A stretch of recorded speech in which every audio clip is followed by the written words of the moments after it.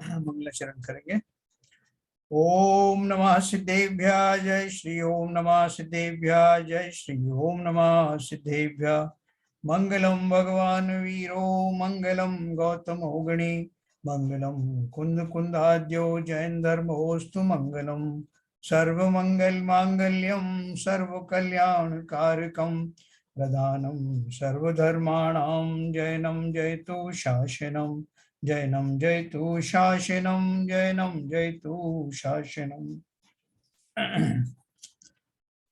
तो हमारा दोहा नंबर 9 चल रहा था। इसमें देखो हमने अभी चर्चा क्या चल रही, दूसरे अधिकार में मोक्ष का स्वरूप, मोक्ष मार्ग का स्वरूप, मोक्ष जाने वाली आत्मा का स्वरूप। ये सारी चीजें हम अलग अलग दोहों में पढ़ रहे हैं और थोड़ा थोड़ा करके वेरिएशन होता है। और ये तीनों चीजों को हमको आवश्यकता है। मोक्ष कैसे जाना है, जाने वाले की जो एलिजिबिलिटी है क्या होती है, मोक्ष का सुख क्या है और वो कैसे प्राप्त होता है ना, ये सब अपन पढ़ते जा रहे हैं। काफी क्लैरिटी आपको अपन को आती जा रही है। मैं आपको स्क्रीन शेयर करूंगा। देखिए कल अपन ने ये पढ़ा था कि जो जितने भी चारों गतियों की पर्याय हैं उनमें कदापि सुख नहीं है। देखिए ऊपर ही लिखा है 90 नंबर में, चारों गतियों की पर्याय हैं उनमें कदापि सुख नहीं है। सुख तो सिद्धों के है या महामुनीश्वरों के, सुख तो सिद्धों के है या महामुनीश्वरों के। महामुनीश्वरों के कैसे है, उनके सुख का लेश मात्र देखा जाता है, वो पार्शियली सुख मिलता है, संपूर्ण सुख तो सिद्धों को ही है। दूसरे के जगत की विषय वासनाओं में सुख नहीं है, ऐसा ही कथन श्री प्रवचन सार में किया है।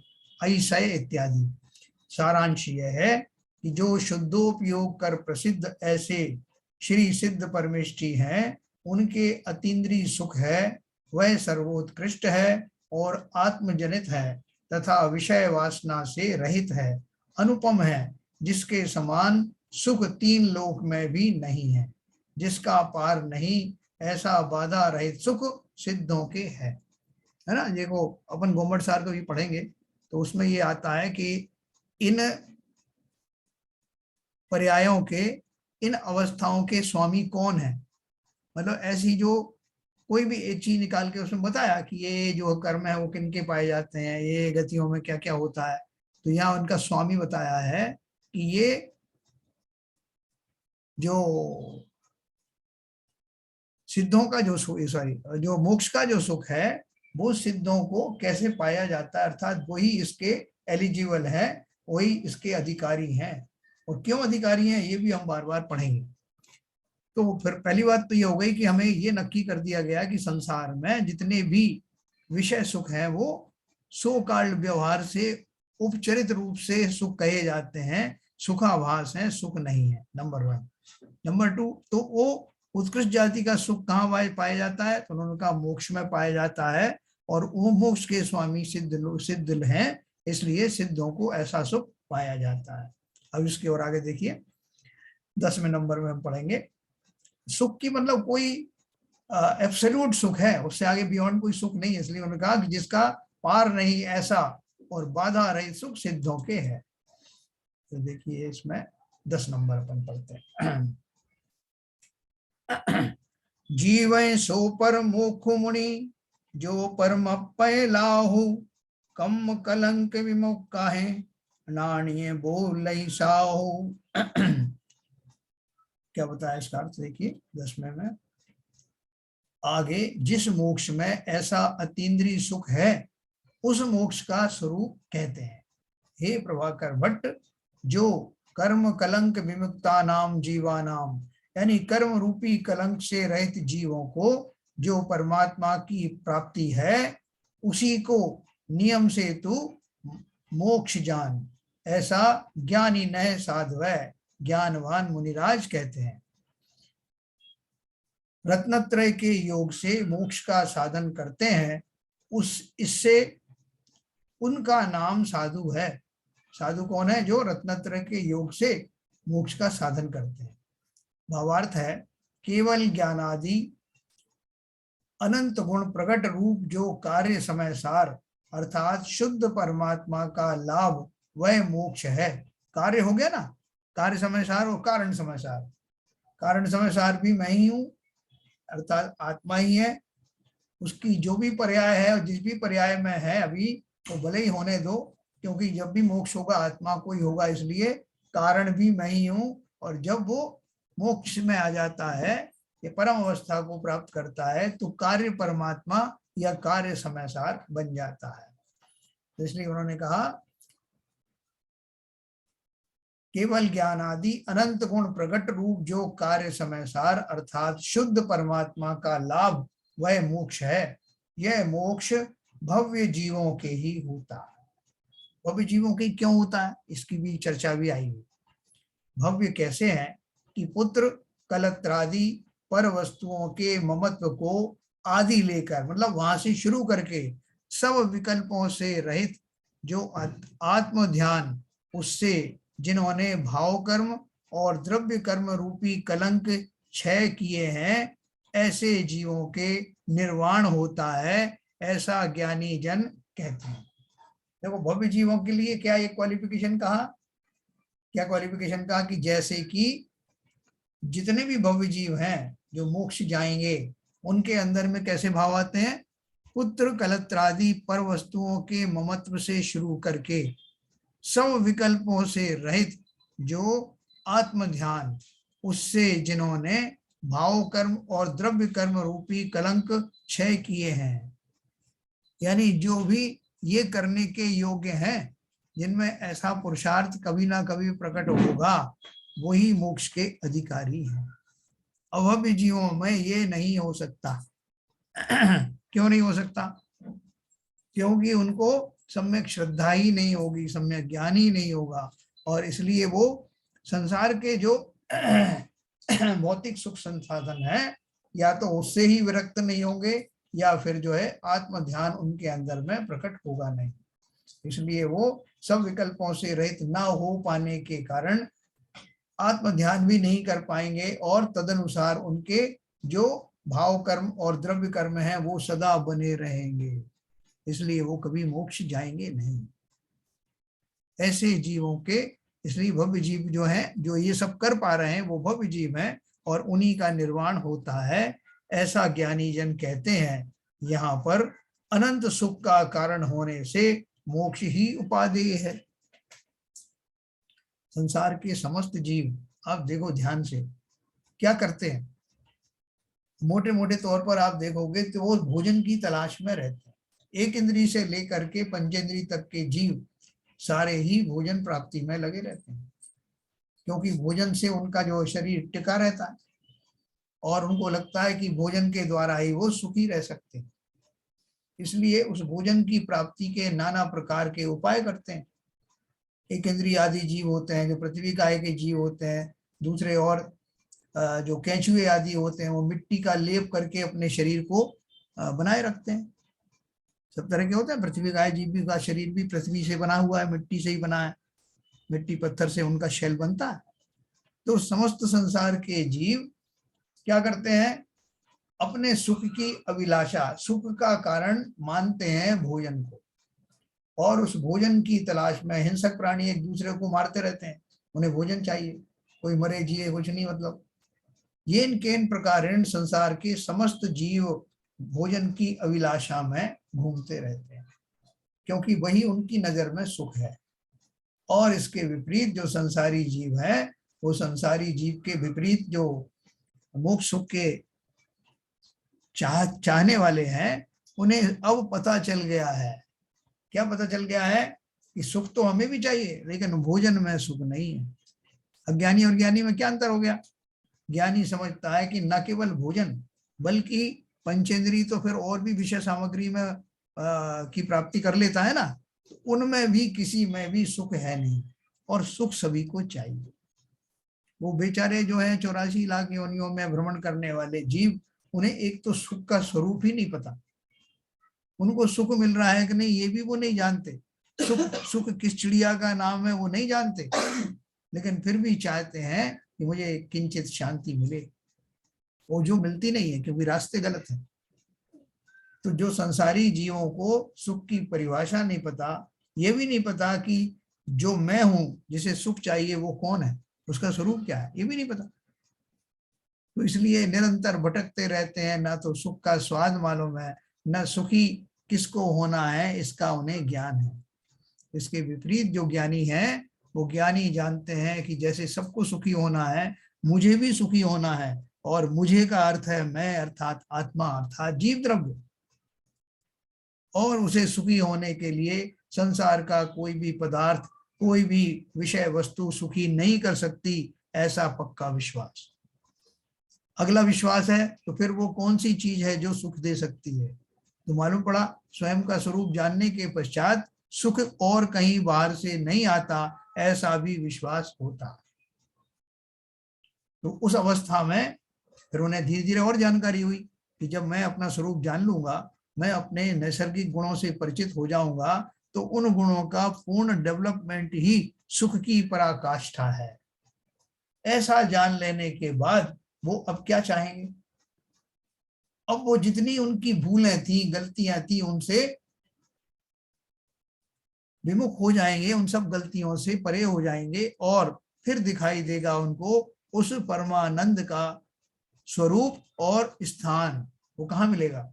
इसलिए उन्होंने लिखा यहाँ पर ऐसे जीवों के निर्वाण होता है, ऐसा ज्ञानी जन कहते हैं। यहाँ पर अनंत सुख का कारण होने से मोक्ष ही उपादेय है। सब प्रकार से नक्की कर लिया कि भैया सुखी होना है तो मोक्ष में जाओ। मोक्ष का अर्थ क्या है? अपने कल बताया, मोक्ष स्थान का नाम नहीं है, मोक्ष उस दशा का नाम है जिसमें जीव के, आत्मा के अनंत चतुष्टय उभर कर सामने आ जाते हैं। अनंत चतुष्टय के धनी उन्हें क्यों कहते हैं? वो तो पहले भी थे, लेकिन धनी का अर्थ क्या है कि अब वो अनंत चतुष्टय फुल फॉर्म में प्रकट हो गए। जो चतुष्टय हैं जीव के, ज्ञानादि गुण तो उनके पहले भी थे। तो इसलिए अब वो जितने भी ज्ञानी जीव हैं, उनको अभी अपनी मंजिल साफ दिखाई दे रही है। क्या क्या उन्होंने नक्की किया? संसार में सुख नाम की कोई चीज नहीं। विषयासित, विषयों से जनित होने वाले जितने भी सुखाभास हैं, वो वास्तव में सुख नहीं है। और जिसे सुख चाहना है, वो मैं हूं, आत्मा हूं, जीव द्रव्य हूं। और मोक्ष जिसे चाहना है, मोक्ष में क्या मिलता है? वो परम सुख की खान क्यों है? क्योंकि वो किसी कर्म आदि के से लगा हुआ नहीं है। समस्त कर्मों, नो कर्मों, भाव कर्मों से रहित होने वाली उस अवस्था में सहज ही सुख प्राप्त हो जाता है। ऐसा अब ज्ञानी जनों को समझ में आ गया। मैं कौन हूँ, मुझे क्या चाहिए, सुख कहाँ मिलता है, मुझे कैसे मिलेगा, ये सारी जानकारी अब हमारी समझ में भी आने लगी। कितना आसान है। बाकी सबके चीज के लिए, किसी को धनपति होना है, किसी को प्रॉपर्टी धारी होना है, तो उन सबके लिए कितने विकल्प करने पड़ेंगे, कितनी झंझटों में पड़ना पड़ेगा। यहाँ तो सब कुछ छोड़ना पड़ेगा, सब कुछ छूट जाएगा, तभी वो परम सुख की स्थिति प्रकट होगी। बहुत आसान है, कहीं से लाना कुछ नहीं है। जो कुछ ऊपर चढ़ गया है, लेप चढ़ गए हैं कर्मों आदि के, उनसे मुक्त भर होना है ना। बहुत रास्ता सिंप्लीफाई कर दिया है, मेड इजी, है ना। अब 11वें नंबर का अपन पढ़ेंगे। दंसनु नानु अनंत सु समौण तुठई जासु सो पर सासौ मुख फलु बिजौ अथिणतासु, है ना। दंसन, दंसन माने दर्शन, नानु माने ज्ञान, अनंत माने अनंत। ये सब अपन जो अभी पढ़ते पढ़ते समझ में आने लगेगा आपको। तो क्या बोलते हैं देखो 11वें में, 11वां 12वां बहुत बढ़िया है। जीवई मोक्षई हे उबरु। हाँ, अभी पहले 11वें का अर्थ अपन करते हैं। इस प्रकार मोक्ष का फल और मोक्ष मार्ग का जिसमें कथन है, ऐसे दूसरे महाअधिकार के 10 दोहों में मोक्ष का स्वरूप दिखलाया। आगे मोक्ष का फल अनंत चतुष्टय है, यह दिखलाते हैं। कल अपन अनंत चतुष्टय की बात कर रहे थे ना। अनंत चतुष्टय के धनी तुम ही हो सरताज, मुक्ति बधु के कंत तुम, तीन भुवन के राज। पढ़ते ना विनय पाठ में। तो क्या बोल रहे हैं आगे? मोक्ष का फल अनंत चतुष्ट है, यह दिखलाते हैं। जिस मोक्ष पर्याय के धारक शुद्ध आत्मा के केवल दर्शन, केवल ज्ञान, अनंत सुख और अनंत वीर, इन अनंत चतुष्टयों को आदि लेकर अनंत गुणों का समूह एक समय मात्र भी नाश नहीं होता, अर्थात हमेशा अनंत गुण पाए जाते हैं, उस शुद्धात्मा के वही निश्चय से हमेशा रहने वाला मोक्ष का फल है। इसके सिवाय दूसरा मोक्ष फल नहीं है और इससे अधिक दूसरी वस्तु कोई नहीं है। देखो उन्होंने एक बात क्या कही है, जिस मोक्ष पर्याय के धारक शुद्धात्मा के केवल दर्शन, केवल ज्ञान, अनंत सुख और अनंत वीर, ये चार चतुष्टय है ना, इन अनंत चतुष्टयों को आदि लेकर मतलब यहां से शुरू करके आगे अनंत गुणों का समूह, जैसे अपन कहते हैं साहब वो गरीब से लेकर के और लखपति तक और करोड़पति तक और अरबपति तक, तो अपन कहीं से शुरू करते हैं ना, मतलब यहाँ से लेके वहां सबके ऊपर अप्लाई होता है। ऐसे ही उन्होंने कहा कि जो मोक्ष पर्याय के धारक हैं उनको अनंत चतुष्टय तो प्रकट होते ही होते हैं, उसके अतिरिक्त अनंत गुण जो उसके अंदर शक्ति रूप से विद्यमान थे वो सब अब व्यक्त हो जाते हैं। उस शुद्ध आत्मा के अनंत गुण पाए जाते हैं, उस शुद्ध आत्मा के वही निश्चय से हमेशा रहने वाला मोक्ष का फल है। तो भाई साहब आपने मोक्ष प्राप्त करके क्या कर लिया, क्या कर लिया भाई, जो मेरे अंदर में जो गुण थे, जो मैं द्रव्य हूँ, जीव द्रव्य हूँ, उसके अंदर जो गुणों की खान दबी हुई थी, वो सारे गुणों के खान उभर करके है ना 24 टंच सोने के रूप में निखर करके आ गए हैं। मैं तो माला माल हो गया। वो सारा धन जो अभी और फॉर्म में था वो अब प्रकट होकर के शुद्ध अवस्था में सारे ही गुण संपूर्ण रूप से विकसित हो गए, अनंत चतुष्टय से शुरू करके और अनंत गुण। ठीक है, तो अब देखो क्या बोल रहे हैं, और वो कैसे हैं, हमेशा रहने वाला मोक्ष का फल है। एक बार आपको मोक्ष मुक्ति या वो अवस्था प्राप्त हो गई तो वो आपकी जो डेवलप्ड गुणों की डेवलप पर्याय है हमेशा बनी रहेगी। भावार्थ में देखिए,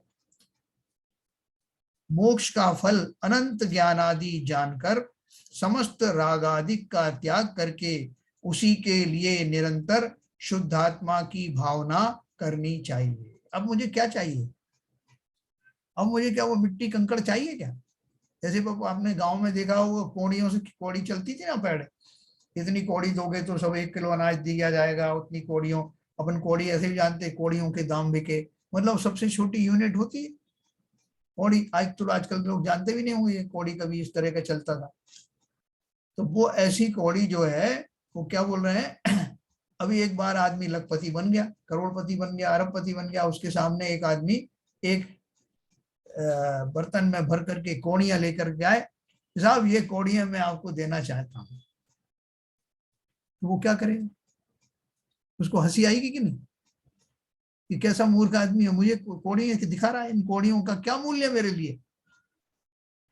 उसी तरह ये बोल रहे हैं कि मोक्ष का फल अनंत ज्ञान आदि जानकर समस्त रागादि का त्याग करके उसी के लिए निरंतर शुद्धात्मा की भावना करनी चाहिए। अब ये सारे रागादि मेरे लिए कौड़ियों की भांति हो गए, क्या मूल्य है इनका, जिन विषयों की सुख की अभिलाषा मैं किया करता था और कभी आज तक सुखी हुआ ना नहीं, वो सारे कौड़ियों जैसे हैं, त्याग करने योग्य हैं। ये समस्त राग आदि जो उन विषय वस्तुओं से के आलम्बन से बने रहते थे, ये राग आदि क्या क्या थे, उन वस्तुओं को मैं अच्छी समझता था, उनके चले जाने को मैं अपनी प्रतिकूल दशा मानता था, मुझे क्रोधादि उत्पन्न होते थे, वो सारे ही अब मेरी समझ में आ गया है कि ये सब तो संसार की कौड़ियां हैं, यहीं पड़ी रहने दो, मुझे नहीं चाहिए, मेरा काम हो गया, मुझे सही वस्तु का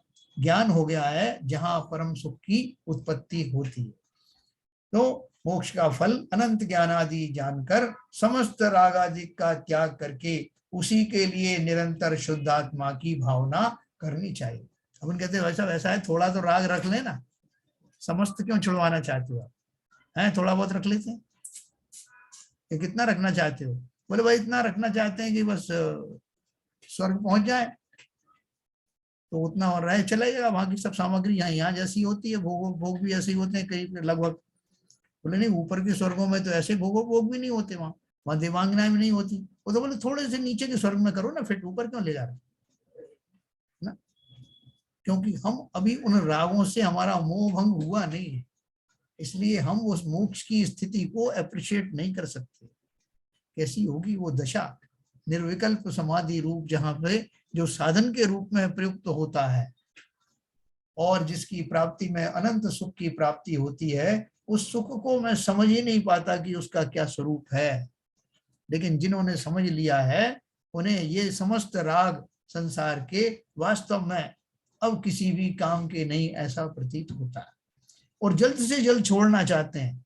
जितना प्रोपोर्शनेट सुख है ये, जितना जितना राग कम होंगे उतना उतना सुख की मात्रा बढ़ती चली जाएगी। 0 राग आदि होंगे तो 100% सुख होगा, ये सीधा नियम है। आगे 19 दोहा पर्यंत इस प्रकार दूसरे महाधिकार में मोक्ष फल के कथन की मुख्यता कर एक दोहा सूत्र कहा। ऐसा मोक्ष का फल भगवान पढ़ेंगे। देखो 12वां जो है वो डिटेल में है, 12 वाला, 12 और 13।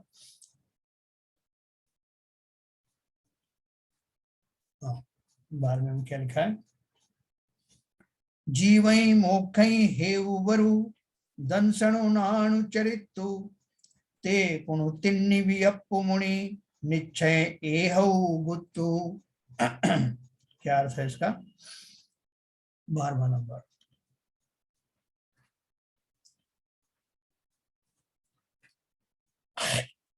आगे 19 दोहा पर्यंत निश्चय और व्यवहार मोक्ष मार्ग का व्याख्यान करते हैं। देखो हमारा कितना अच्छी किस्मत है कि ये निश्चय और व्यवहार मोक्ष मार्ग का कथन हमें कई कई बार पढ़ने को मिला, है ना।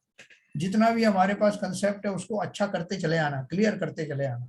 निश्चय मोक्ष मार्ग क्या है और व्यवहार मोक्ष मार्ग क्या है।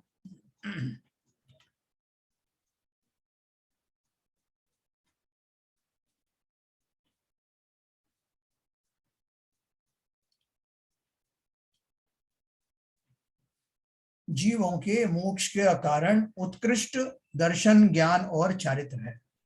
हाँ? जीवों के मोक्ष का कारण उत्कृष्ट दर्शनम ज्ञानम चारित्रम, दर्शन ज्ञान और चारित्र हैं। फिर वे तीनों ही निश्चय कर आत्मा को ही जाने, ऐसा श्री वीतराग देव ने कहा है। ऐसा है प्रभाकर भट्ट तू जान। क्या कह रहे हैं भावार्थ में देखिए। भेद रत्नत्रय रूप व्यवहार मोक्ष मार्ग साधक है। ये समझना, निश्चय व्यवहार का स्वरूप भेद रत्नत्रय रूप, यानी जिसमें भेद कर करके बताया जाए, ऐसा व्यवहार का मोक्ष मार्ग वो साधक है, साधना में कारण बनता है। भेद कर करके, भेद कैसा? दर्शन गुण, ज्ञान गुण, चारित्र गुण, ये तीनों आत्मा में तो एक साथ रहते हैं, कोई पार्टीशन नहीं होता। लेकिन समझाने के लिए क्या जाता है, भाई साहब उनका दर्शन गुण सही हो गया, उनका ज्ञान गुण सही हो गया, चारित्र गुण सही हो गया। वो गुण उनमें होने वाले भावों के कारण उनको अलग अलग करके समझाया जाता, लेकिन आत्मा में तीनों ही एक साथ रहते हैं। एक साथ रहते हैं अर्थात क्या है कि जब वो श्रद्धा गुण उस दिशा में काम करने लगता है तो बोलते हैं श्रद्धा सम्यक हो गई। जब उस दिशा उनका ज्ञान विशेष हो जाता है तो बोलते हैं ज्ञान सम्यक हो गया। और जब वो आचरण में आ जाता है अर्थात स्थिरता बढ़ने लगती है तो वो चारित्र है। तो ऐसे दर्शन ज्ञान चारित्र जो तीन भेद करके बताया जाता है, किसी भी वस्तु को जब भेद करके, उनके गुणों को भेद करके जब समझाया जाता है तो वो व्यवहार बन जाता है। ठीक है, तो अभी देखो भेद रत्नत्रय रूप, यानी भेद वाला दर्शन ज्ञान और चारित्र, ये व्यवहार मोक्ष मार्ग का, व्यवहार मोक्ष मार्ग साधक है। किसका साधक है? निश्चय मोक्ष मार्ग का। और अभेद रत्नत्रय रूप निश्चय मोक्ष मार्ग साधने योग्य है ना। साधने के लिए मुझे वहां तक जाना है, मंदिर में प्रवेश करना है, सीढ़ी चढ़ के जाना है।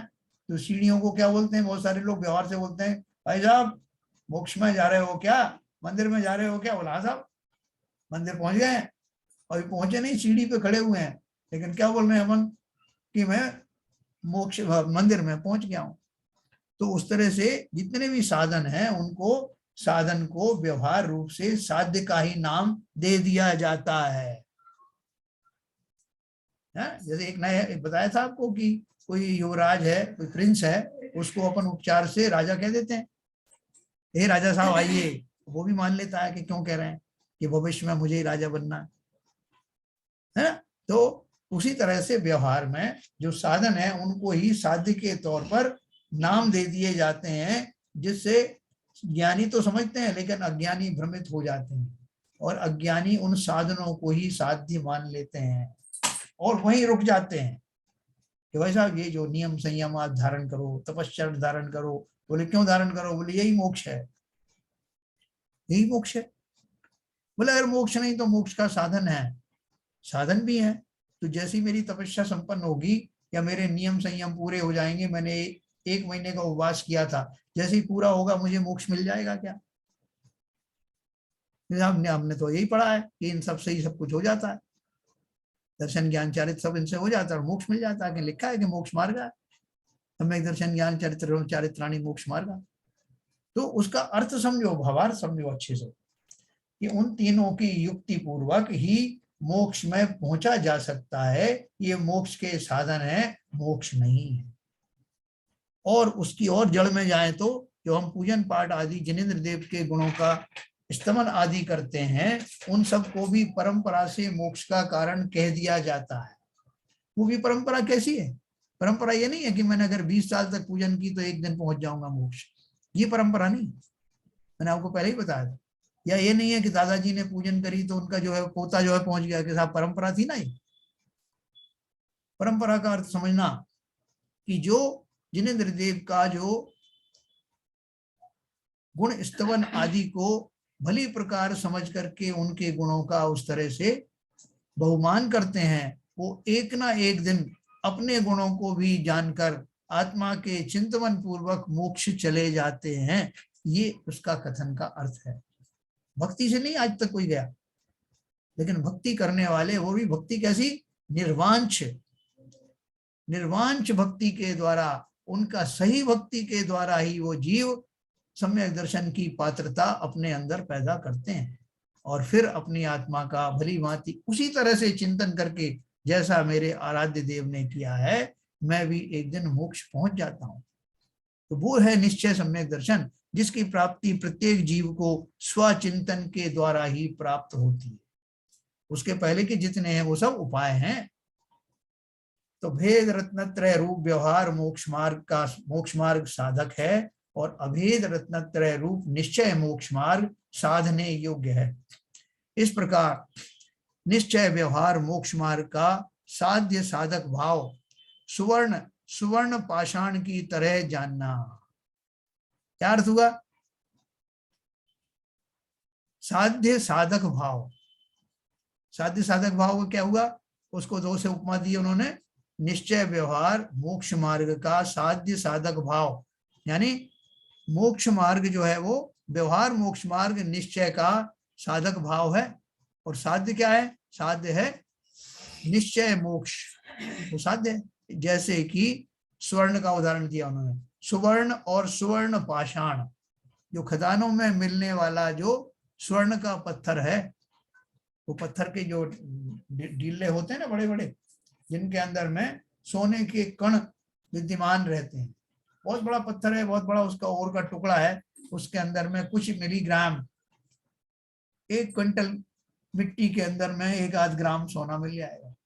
तो वो उसको स्वर्ण पाषाण कहते हैं। तो आप ले आए घर पे स्वर्ण पाषाण एक गाड़ी भर करके, भाई साहब किस लिए लाए हो? और लोगों से क्या बोल रहे साहब, आज तो मैं 1 गाड़ी भर के सोना ले आया। तो ये गाड़ी भर के सोना ले आया, कहाँ है सोना? वो ये देखो बाहर गाड़ी खड़ी ना। तो ये तो मिट्टी ले उठा लाया आप और बोल रहे सोना। अरे तुम जानते नहीं हो, इसी में सोना है, इसी में से सोना प्रकट होगा। तो आप तो बोल रहे कि अभी ये सोना है। बोले वो तो मैंने ऐसे ही कह दिया आपको व्यवहार से, क्योंकि सोना उसी में से निकलेगा। उसी प्रकार से जो मेरा व्यवहार चारित्र है, वो व्यवहार चारित्र उस निश्चय की प्राप्ति का साधन होने के कारण व्यवहार को भी मोक्ष कह दिया जाता है। लेकिन उसके बिना भी साध्य नहीं होगा। जैसे वो स्वर्ण का आप वो लेके आए ही नहीं, वो और लेके नहीं आए मिट्टी के तो निकलेगा कहां से? इसलिए उसकी उपनी उपादेयता है। उपादेयता है कब है? जब मैं उसको साधन के रूप में प्रयुक्त करूं। उसको ही मान लूंगा तो कौन लेने वाला है? मेरी दुकान में भर दिया मैंने 1 क्विंटल मिट्टी, ऊपर बोल दिया संतोष कुमार स्वर्ण भंडार, कौन आएगा? तो इसलिए उसको भली भांति समझना कि क्या व्यवहार है और क्या निश्चय है। तो देखो मैं थोड़ा सा और एक आपको पढ़ के सुनाऊंगा, फिर अपन आगे चलेंगे। इस प्रकार निश्चय व्यवहार मोक्ष मार्ग का साध्य साधक भाव सुवर्ण और सुवर्ण पाषाण की तरह जानना, ऐसा ही कथन श्री द्रव्य संग्रह में कहा है। सम्मदंसन इत्यादि। इसका अभिप्राय यह है कि सम्यक दर्शन, सम्यक ज्ञान, सम्यक चारित्र, ये तीनों ही व्यवहार न कर मोक्ष के कारण जानने और निश्चय से उन तीनों मई एक आत्मा ही मोक्ष का कारण है ना। इन तीनों मई का अर्थ क्या है? अलग अलग नहीं है। ये समय दर्शन ज्ञान चारित्र तीनों ही आत्मा के एक जुड़े हुए गुण हैं, उनमें भेद नहीं होता है ना। अभी देखो अपन जैसे प्रैक्टिकल लाइफ में किसी व्यक्ति के बारे में बोलते साहब वैसे तो ये सब तरह से अच्छे हैं साहब, लेकिन इनको जो है ये दान करने के भाव नहीं आते, या ये वैसे तो बहुत धर्मात्मा है, बहुत दानी भी हैं, लेकिन इनको दया कम आती है। यानी उसमें अपन एक ही व्यक्ति के अंदर में बहुत सारे जो जिन गुणों की बहुतायत होती है उसको अलग से कह देते हैं, जिनकी कमी होती है वो अलग से कह देते हैं, लेकिन वो व्यक्ति उन सबको मिलाकर ही उसकी का व्यक्तित्व बनता है, उसका उसके अंदर ही है। कौन से गुण का निखार हो रहा है वो अलग बात है, लेकिन है तो सारे उसके अंदर ही एक साथ। जब तीनों ही सुधर जाते हैं तो वो सम्यक दर्शन ज्ञान चारित्राणी हो जाता है। तो उसी तरह से ये तीनों ही आत्मा के अंदर रहते हैं, और कब समय आने पर इनकी विशुद्धता होती है और जीव के वही गुण फिर परम अवस्था को प्राप्त हो जाते हैं। तो इसलिए निश्चय से उन तीनों मई यानी सम्यक दर्शन ज्ञान चारित्र एक आत्मा के धारी, एक आत्मा ही मोक्ष का कारण। एक और मैं आपको सुनाऊंगा 13वें नंबर का, फिर अपन चर्चा करेंगे।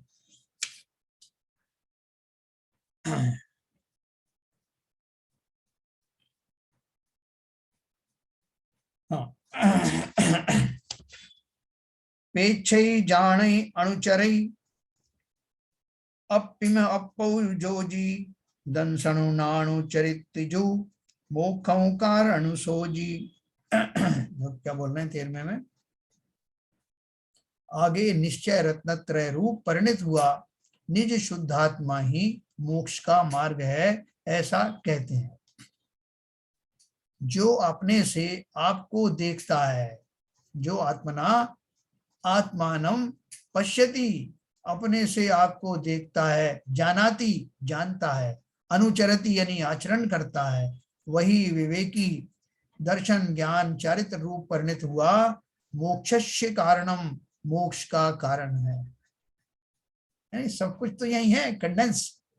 भावार्थ में देखिए, जो सम्यक दृष्टि जीव अपने आत्मा को आप कर निर्विकल्प रूप से देखता है, अथवा तत्वार्थ श्रद्धान की अपेक्षा चंचलता और मलिनता तथा शिथिलता इनका त्याग कर शुद्धात्मा ही उपादेय है, इस प्रकार रुचि रूप निश्चय करता है, वीतराग स्वसंवेदन लक्षण ज्ञान से जानता है, और सब रागादिक विकल्पों के त्याग से निज स्वरूप में स्थिर होता है। सो निश्चय रत्नत्रय को परिणित हुआ पुरुष ही मोक्ष का मार्ग है। देखो इसमें उन्होंने सम्यक दर्शन ज्ञान चारित्र घटित कर दिया। कैसे कर दिया? पहले सबसे पहले क्या बोला?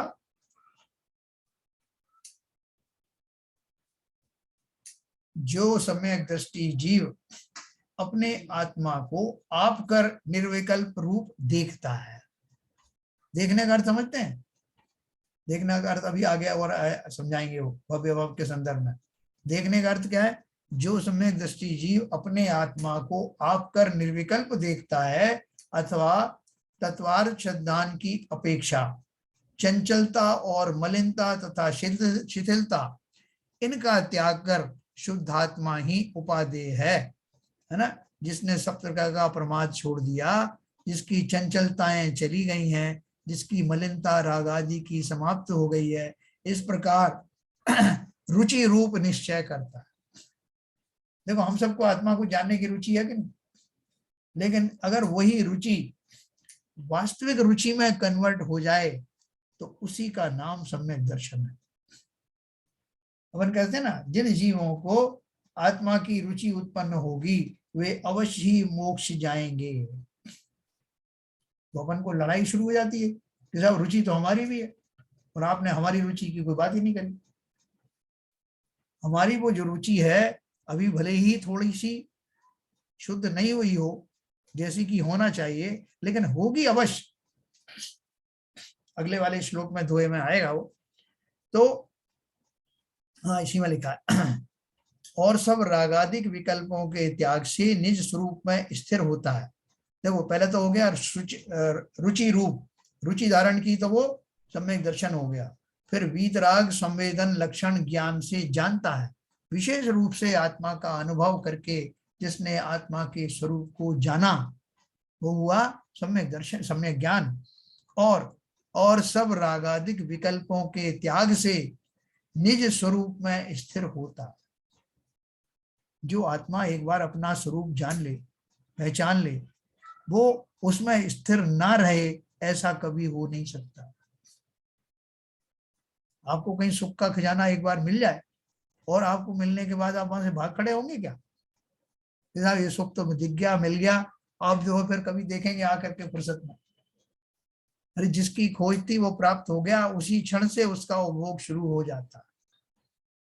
तो उसी तरह से जिसने राग द्वेष काम आदि जीते सब जग जान लिया, उसने उस स्वरूप को जान लिया।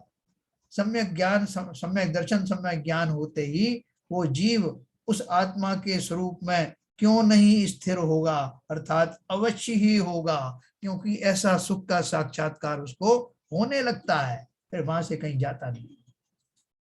ऐसा कथन सुनकर प्रभाकर भट्ट ने प्रश्न किया कि हे प्रभु, तत्वार्थ श्रद्धान रुचि रूप सम्यक दर्शन वह मोक्ष का मार्ग है, इसमें तो दोष नहीं है। लेकिन आपने जो कहा कि जो देखे वह दर्शन, जो जाने वह ज्ञान और आचरण करे वह चारित्र है, सो यह देखने रूप दर्शन कैसे मोक्ष का मार्ग हो सकता है? देख तो मैं भी रहा हूं ना, मुझे कराओ ना मोक्ष। तो देखने रूप दर्शन कैसे मोक्ष का मार्ग हो सकता है? और यदि कभी देखने का नाम दर्शन कहो तो देखना तो अभवी को भी होता है। अभव नहीं देख पाता क्या? उसके मोक्ष मार्ग तो माना नहीं। यदि अभव के मोक्ष मार्ग होवे तो आगम से विरोध आवे। क्या प्रश्न किया हमने? देखने की अगर आप बात कर रहे हो तो अभव भी देखता है, और देखने वाले को, वो अभव को मोक्ष बताया नहीं है शास्त्रों में, तो फिर आपकी बात ये कैसे सिद्ध हुई? तो आगम से विरोध आवे। आगम में तो यह निश्चय है कि अभव को मोक्ष नहीं होता। उसका समाधान यह है कि अभव्यों के देखने रूप जो दर्शन है वह बाह्य पदार्थों का है। देखते तो वो भी हैं, लेकिन क्या देख रहे हैं? कोई मलिनता को देख रहा है, कोई स्वच्छता को देख रहा है, देखने वाले तो दोनों ही है ना। तो उसने उन्होंने कहा वह बाह्य पदार्थों का देखना है, अंतरंग शुद्धात्म तत्व का दर्शन तो अभव्यों के होता ही नहीं। उसके मिथ्यात्व आदि 7 प्रकृतियों का उपशम क्षयोपशम क्षय नहीं होता, तथा शुद्धात्मा ही है उपादेय, ऐसी रुचि रूप सम्यक दर्शन भी उसके नहीं है। और चारित्र मोह के उदय से वीतराग चारित्र रूप निर्विकल्प शुद्धात्मा का सत्तावलोकन भी उसके कभी नहीं होता। तात्पर्य है कि निश्चय कर अभेद रत्नत्रय को परिणित हुआ निज शुद्धात्मा ही मोक्ष का मार्ग है। ऐसा ही द्रव्य संग्रह में साक्षीभूत गाथा कही है, रणतयम इत्यादि। इसका अर्थ ये ऐसा है कि रत्नत्रय आत्मा को छोड़कर अन्य दूसरे द्रव्यों में नहीं रहता, इसलिए मोक्ष का कारण उन तीन मई माने दर्शन ज्ञान निश्चय दर्शन ज्ञान चारित्र वाली से युक्त आत्मा में ही मोक्ष विराज रहा है ना। ये उन्होंने क्लियर कट बता दिया। अर्थात ये समय दर्शन ज्ञान चारित्र रूपी लक्षण न केवल जीव के अतिरिक्त किसी और द्रव्य में पाया जाता है, बल्कि अभव्यों में भी नहीं पाया जाता। तो हम सब भव्य हैं कि अभव्य हैं, ये तुरंत प्रश्न खड़ा हो जाता है। तो उन्होंने पहले ही बोल दिया कि रुचि रूप निश्चय सम्यक होता है। हमें रुचि नहीं कि आत्मा के बारे में सुनने की, आत्मा की चर्चा करने की। अगर नहीं होती तो 1 घंटे कौन बैठता, सीरियल देखते ना बैठ। तो इसलिए कोई विकल्प मत रखना, हम सब भव्य जीव ही हैं, निकट भव्य हैं, बहुत जल्दी मोक्ष को प्राप्त होने वाले हैं। अब अपन चर्चा करेंगे इसकी।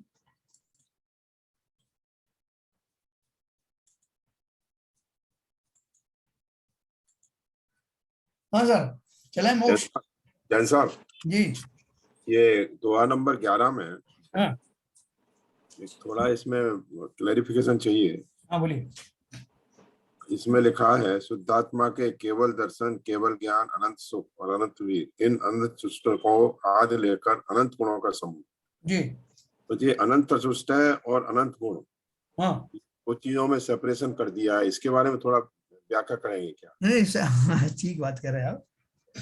क्या है कि अपन जो कोई जो प्रसिद्ध चीज होती है ना, जिससे सब लोग जानकार होते हैं, उसको अपन पहले बता देते हैं भाई साहब इनके अंदर में बहुत गुण है। अपन जैसे जानते हैं कि अपन महान व्यक्ति किसको मानते हैं, जिसमें बहुत सारा जो है उसको दान देने की वृत्तियां हो, जिसको बहुत लोगों के प्रति प्रेम हो, लोगों से अच्छे पेश आता, जो मोटे मोटे गुण होते हैं उनकी चर्चा अपन कर देते हैं। तो भाई साहब अरे उनकी बात क्या करते हो, तो बहुत धर्मात्मा है साहब। तो किसी ने कहा बहुत दानी है, कह रहे साहब दानवान तो छोड़ो, वो तो बहुत धर्मात्मा है। फिर किसी ने कहा साहब वो दूसरों पर दया करते हैं, दया वया छोड़ो, वो तो बहुत उत्कृष्ट पुरुष है। तो अपन क्या करते हैं, जो प्रसिद्ध चीजें हमारी समझ में आती हैं उनको अपन पहले बखान कर देते हैं, हमारा उनसे परिचय होता है। लेकिन वो भी गुणों के एक अंग है, अनंत गुणों में से ये अनंत चतुष्टय भी उसका ही एक भाग। नहीं, वो तो बात सही है जी, और अनंत गुणों में क्या क्या चीजें आती हैं?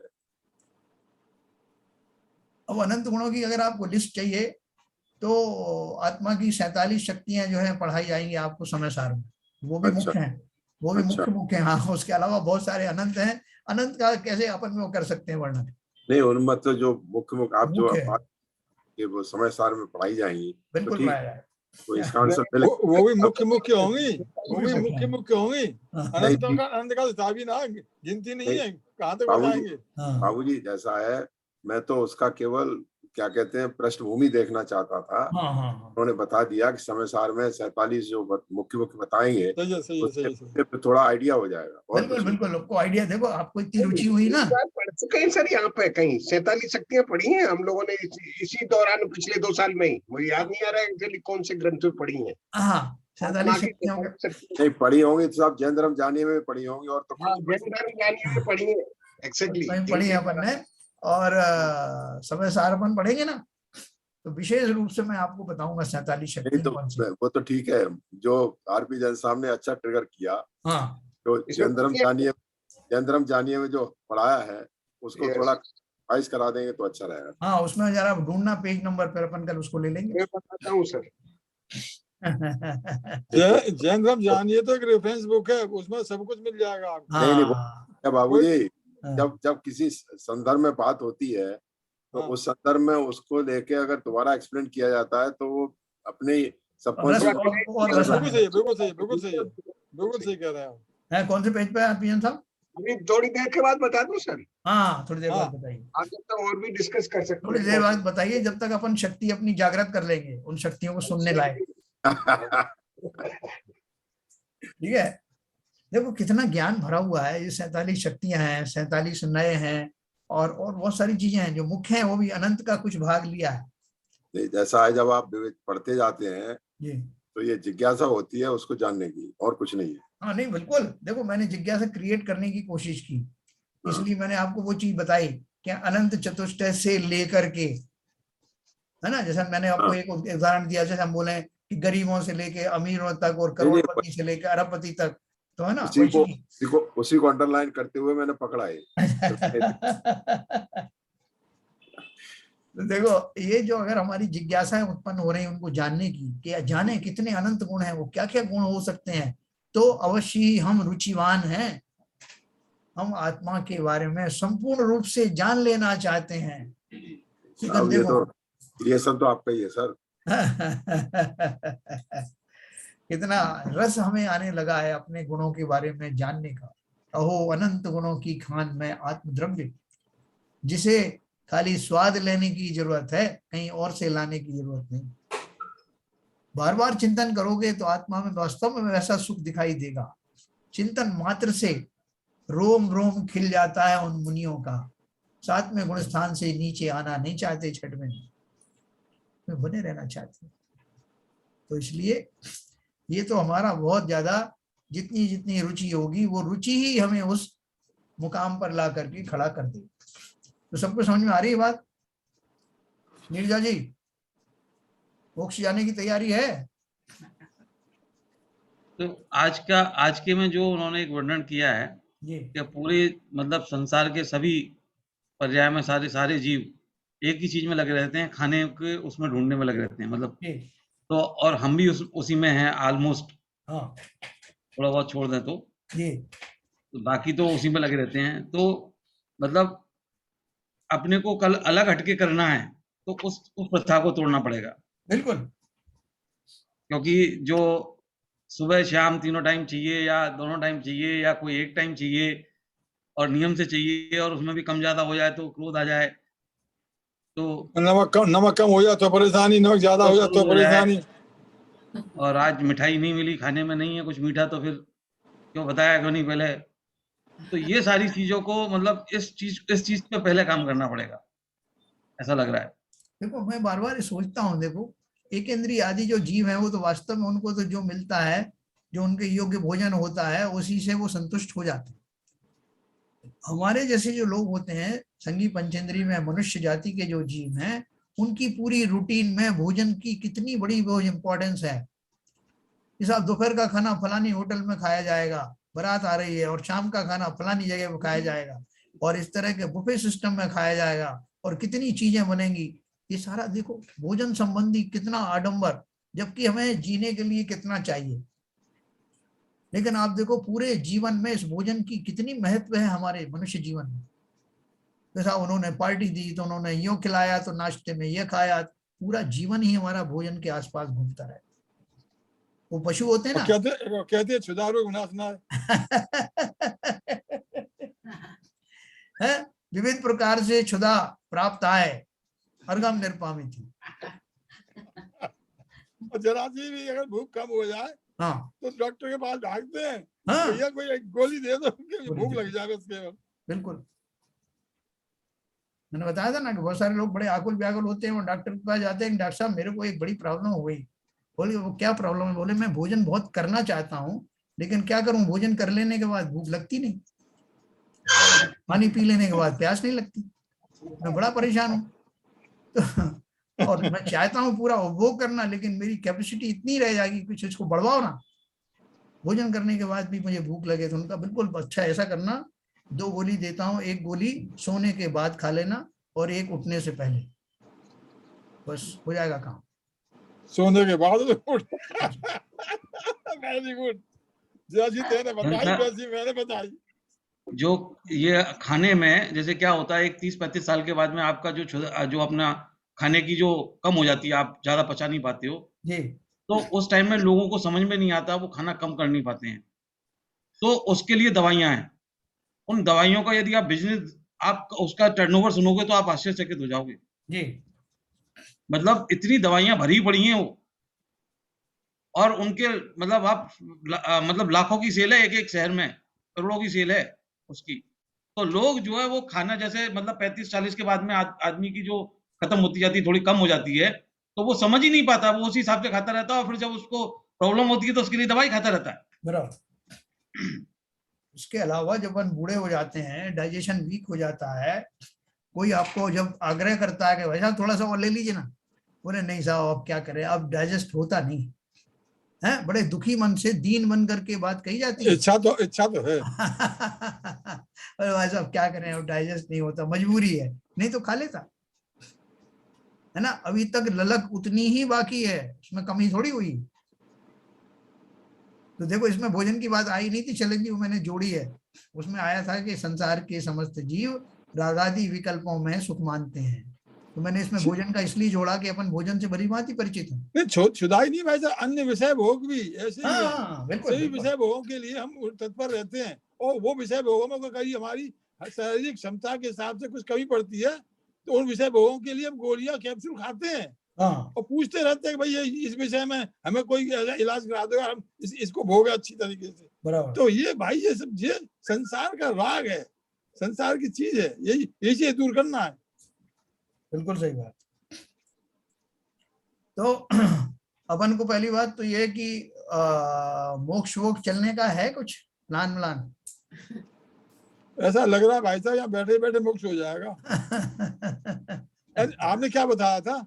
हाँ मोक्ष की जाना नहीं है, हाँ आत्मा की निर्भक दशा ही मोक्ष है। हाँ। तो फिर जाने की जरूरत है। यहाँ अगर ऐसे ही आप देते रहे तो सम्यक ज्ञान, सम्यक दर्शन, सम्यक ज्ञान, सम्यक साहित्य ही हो जाएगा। क्या विपुल जी कैसा लग रहा है आपको? लगता है कि अपन मोक्ष जाएंगे? हाँ जी सर, जरूर जाएंगे।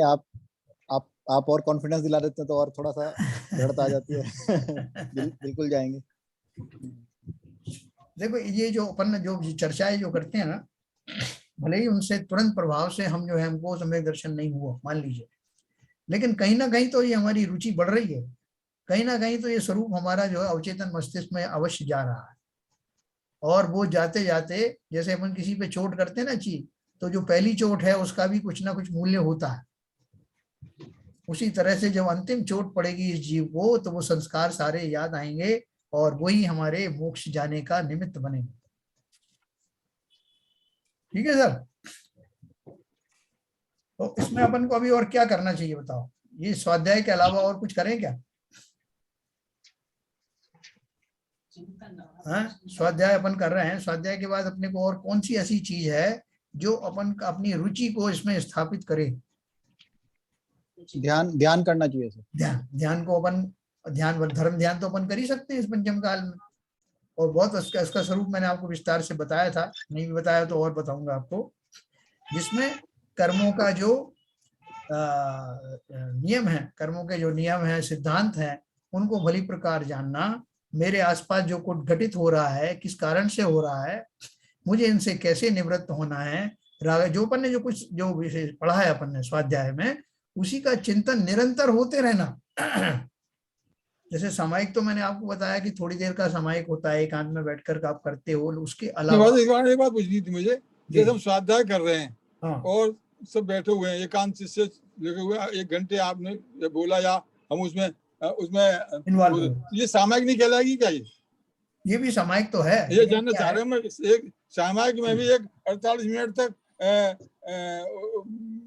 बैठ करके और आत्मा के विषय में चिंतन करना, ये सामायिक कहलाती है जी। और हम ये कह रहे हैं आपने अभी 1 घंटे से 48 मिनट से भी ज्यादा 1 घंटे तक आपने जो है योग बताया, लेकिन हमने हमारा विकल्प ये तो वो उस सामायिक से भी मैं तो मेरा अपना विचार है साहब, मैं तो उस सामायिक से भी मैं ज्यादा इसको बल इसलिए दे रहा हूँ कि उस सामायिक को करते समय तो मेरे विकल्प इधर उधर चले भी जाते हैं, लेकिन ये 48 मिनट जो आप बोलते हो, इसमें अटेंटिव होकर हम सुन रहे हैं, आत्मा के प्रति रुचि हो रही है हमारी, हम उन चीजों को समझ रहे हैं, तो ये मुझे सामायिक में मेरा अपना विचार है कि सामायिक ज्यादा मुझे लग रही सामायिक।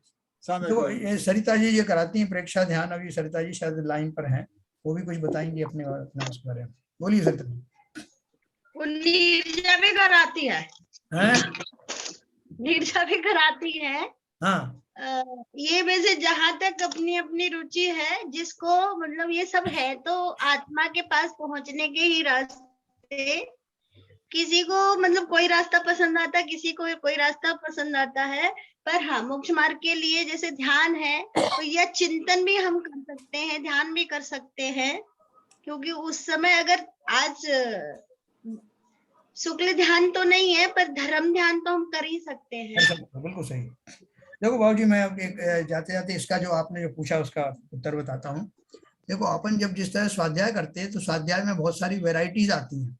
जैसे अपन आत्मा के बारे में बात कर रहे हैं, कभी भोजन की बात आ गई, कभी ज्ञानियों की बात आ गई, कभी जो भव्य अभव्य की बात आ गई, तो ऐसी वेराइटीज होती रहती हैं। तो विकल्प वैसे भले ही इसी जाति के हैं लेकिन विकल्प बहुत होते हैं। लेकिन जब अपन एकांत में बैठ करके वो चिंतन करते हैं, जिसको जो सामायिक कहते हैं, तो उसमें हमारा विषय होता है आत्मा। उस आत्म द्रव्य को कंसंट्रेट होकर उसके गुणों सहित उसकी जानकारी में स्थिर होना, चिंतन करना, उसमें जो है विकल्पों में काफी कमी हो जाती है। हमारा कंसंट्रेशन सामायिक में वैसे वो आलोचना पाठ पढ़ते हैं और वो मेरी भावना पढ़ते हैं। वो मैं तो वो करते हुए देखा है। वही जो सामायिक कराते हैं ना पंडित जी विश्वासकड़ी में, यही कराते हैं। वो 48 मिनट बैठना है और भक्तामृत का वो आलोचना पाठ पढ़ लो, मेरी विनती पढ़ लो, मेरी भावना पढ़ लो, और ये यही पढ़ाते हैं। अब आप जो कह रहे हो ये बात तो जहाँ तक सही है मैं मानना हूँ इस बात को। मेरा जो था ज्ञान जो था ऐसा ही था। अब आप कह रहे हो सामायिक में दूसरी तरीके से होता है, तो आप सही कह रहे हो। ऐसा है। देखिए, जो बाबूजी ने जो सिमिली कंपेयर करके बताई है, उसमें लॉजिक है। मगर जो सामायिक की जो बात कर रहे हैं आत्मचिंतन, जब हम आत्मचिंतन में जाते हैं तो उस समय भी हम अपने गुणों का और गुणों से विपरीत जो उसकी पर्याय है उनका भी चिंतन होता है। तो जब उनका चिंतन होता है तो विकल्प तो वहां भी आते हैं। मगर इसमें और उसमें अंतर यह है कि वहां हम अकेले करते हैं, यहाँ सामूहिक रूप से करते हैं। और जब सामूहिक रूप से करते हैं तो चर्चा भी होती है। जब चर्चा होती है तो कभी उन चर्चाओं पे हमारा कंसंट्रेशन होता है, कभी नहीं होता है, और थोड़ा उससे डिस्ट्रैक्ट हो जाते हैं। जहाँ तक आपने प्रेक्षा ध्यान का काम बताया ना, प्रेक्षा ध्यान की मैंने भी प्रैक्टिस की है। उसमें क्या है कि हम अपने माइंड को कमांड कर देते हैं कि भाई आप अपना ध्यान अभी यहाँ पर रखिए, शरीर के इस पार्ट पे रखिए, इस पार्ट पे रखिए। मतलब उसको ये प्रेक्षा ध्यान और कुछ नहीं है जो मैं समझाऊं, क्योंकि एनसी जैसा वो मालती जी कराती हैं अच्छी तरह में। तो वो उनका एक ही है कि अपना कंसंट्रेशन करने की शक्ति उससे बढ़ती है, जो हमारे आत्मचिंतन में बहुत ज्यादा सहयोगी रहती है उस प्रैक्टिस में। तो ये विषय जो है सामायिक और स्वाध्याय, ये दोनों सप्लीमेंट्री समझता हूँ मैं। बिल्कुल सही। और एक दूसरे के पूरक हैं।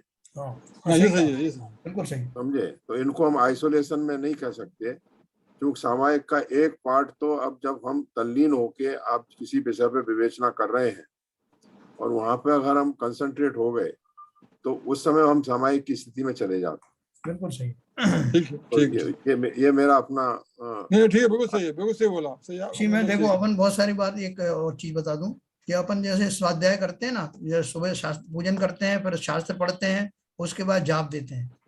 तो वो जाप जो है वो वास्तव में क्या है, वो चिंतन ही है, वो सामायिक जैसा ही है। चलिए साहब, जाप देते हैं तो कंसंट्रेट होके हम किसी की जाप देते हैं, उनके गुणों का चिंतन करते हैं। बराबर। टाइम विशेष होता है वैसे।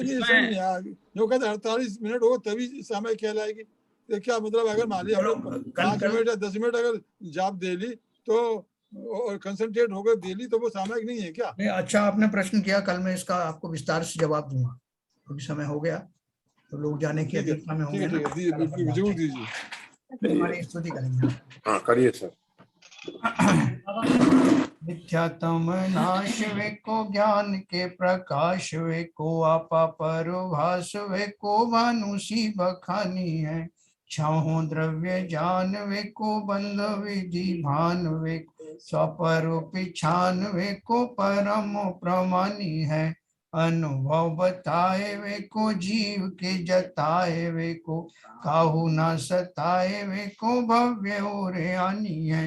जहाँ तहाँ तार वे को पार के उतार वे सुख विस्तार वे को यही जिनवाणी है। हे जिनवाणी भारती तोय जपो दिन रैन, जो तेरी शरणा गए सो पावे सुख चैन। जा वाणी के ज्ञान ते सूझे लोकालोक, सो वाणी मस्तक धरूं सदा दे तू दो। जिनवाणी माता की जय।